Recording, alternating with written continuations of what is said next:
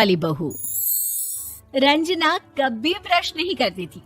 उसे कितनी बार उसके माँ बाप ने डांटा, लेकिन उसका कोई असर उस पर होता ही नहीं था, जिस कारण से उसके दांत पीले पीले हो जाते हैं। शादी के बाद। अरे बहू, वैसे तो तुझ में कोई कमी नहीं है, पर तेरे दांत इतने पीले कैसे हैं बेटा? कैसे मतलब? कोई सर्जरी थोड़ी ना कराई है। वो तो क्या नाम, मैं ब्रश नहीं करती थी तो पीले हो गए। अब क्या करूं?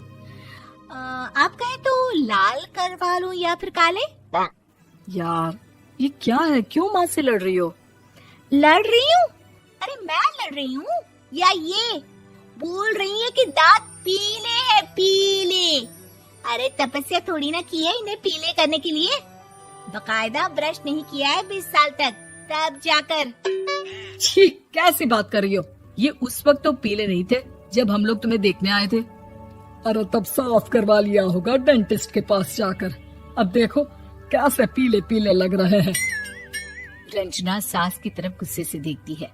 फिर शुरू हो गई पीले पीले पीले। अरे पीले तो तब भी थे जब मेरे हाथ का रसगुल्ला उड़ा उड़ा कर खा रही थी और बोल रही थी, लड़की नहीं गुणों का खजाना दे रहे भाई साहब आप। खैर, अब वो लोग करते भी तो क्या करते, पीले दांत वाली बहू पल्ले पड़ी थी तो झेलना तो था ही। एक दिन कीर्तन में रंजना गाना गा रही थी। अरे कमला बहन, माँ का द्वार है, यहाँ तो सब शुद्ध होकर आते हैं, फिर अपनी बहू को ब्रश भी नहीं करवाती तुम। दूर से पीले पीले दांत भक्ति में बाधा उत्पन्न कर रहे हैं। और कोई 2 साल के बच्चे थोड़ी ना लेकर आई हूँ मैं बहू बनाकर। अच्छी खासी लड़की है, अरे कैसे करवाऊं ब्रश? ये तो उसे खुद करना चाहिए ना।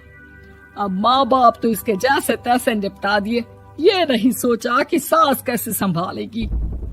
सास बहू को लेकर घर आ जाती है, लेकिन सोच लेती है कि अब इसे लेकर कहीं नहीं जाएगी। अगले रोज बहू कहती है, अरे क्या हो गया, मंदिर नहीं जाना क्या? कीर्तन का वक्त हो रहा है। मेरी मधुर वाणी से कान्हा जी जागते हैं और सोते हैं। आप तो जानती है ना उनकी भक्ति में कितना मन लगता है मेरा। वो क्या है ना, तबीयत ठीक नहीं लग रही है मेरी, आराम करूंगी मैं। तबीयत ठीक नहीं लग रही? अभी तो मिथुन के गाने पर नाच रही थी आप, और अब बोल रही है कि तबीयत ठीक नहीं लग रही। अरे भक्ति में मन लगा लो सासू माँ, ऊपर जाना है, क्या मुंह दिखाओगी आप? हाँ? सास को बहू की बात पर गुस्सा आ जाता है। मैं क्या मुंह दिखाऊंगी, इसकी चिंता तो ना कर, समझी? अपने मुंह की चिंता कर, जो ये पीले पीले दांत लेकर हर जगह पहुंच जाती है। पता है लोग कितना मजाक बनाते हैं। ना जी ना, मैं नहीं जाना कहीं तेरे साथ। तो ये बात है। कोई ना, मत जाओ, मैं अपने कमरे में ही बैठकर भक्ति कर लूंगी। ऊपर वाला दांत थोड़ी ना देखता है, मन देखता है, भावना देखता है।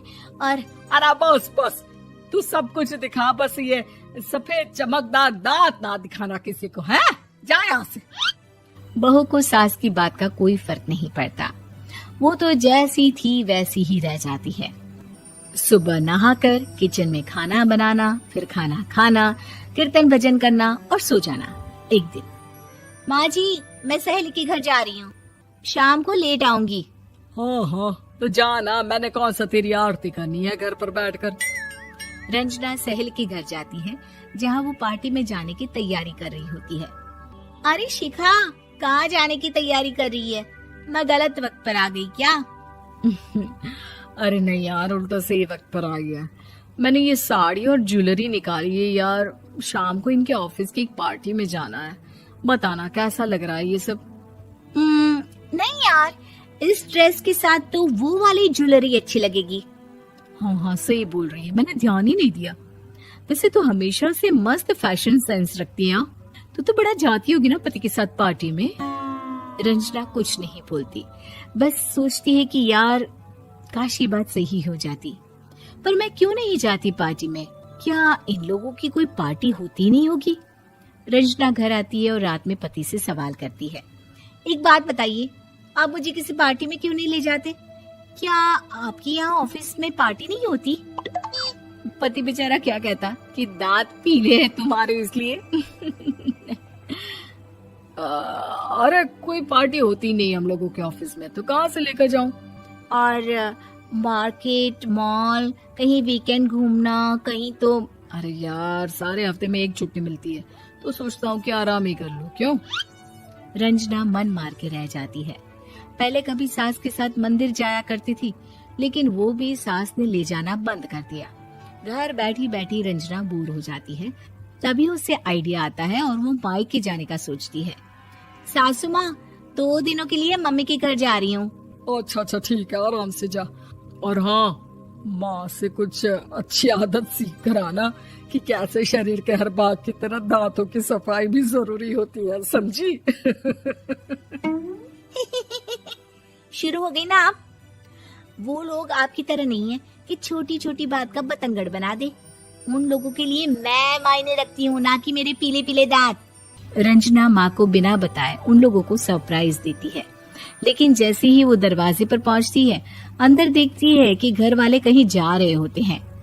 अब माँ, काश रंजना दीदी के दांतों वाली प्रॉब्लम नहीं होती, तो वो भी हम लोगों के साथ चलती ना बुआ जी की बेटी की शादी में। हाँ बेटा, लेकिन अब उसे कौन समझाए कि उसको उसके पीले दांत नहीं दिखते, लेकिन उसके आसपास के लोगों को कितना एम्बैरेसिंग फील कराते हैं। मुझे तो कितनी बार उसके स्कूल की टीचर ने शिकायत की कि उसके साथ कोई लड़की बैठना भी नहीं चाहती, और ना ही कॉलेज में कोई उससे बात करना चाहता था। लेकिन पता नहीं क्यों उसे ये बात समझ में ही नहीं आती। कोई कमी नहीं है उस लड़की में, बस यही कि दांत पीले हैं। वो तो भला हो जीजा जी और उनकी माँ का, जो दीदी को जैसी है वैसे ही रखा हुआ है। रंजना को अपने घर वालों की बात सुनकर बहुत दुख होता है। वो सोचती है कि वो क्या करे, लेकिन फिर वो सीधा डेंटिस्ट के पास जाती है, अपने दांत चमकाती है और कसम खाती है कि वो रोज ब्रश करेगी। अरे क्या हो गया? तुम तो 2 दिनों के लिए गई थी ना, पर कोई ना, अच्छा है, चलो आ गई तो। रंजना सास के सामने आकर खड़ी हो जाती है और पूरी स्माइल करती है, उसके चमकदार दांतों को दिखाती हुई। हैं? चले मंदिर? माँ, मुझे माफ कर दीजिए, मैंने आप लोगों को बहुत एम्बैरेसिंग फील करवाया। मैं आज से रोज ब्रश करूंगी।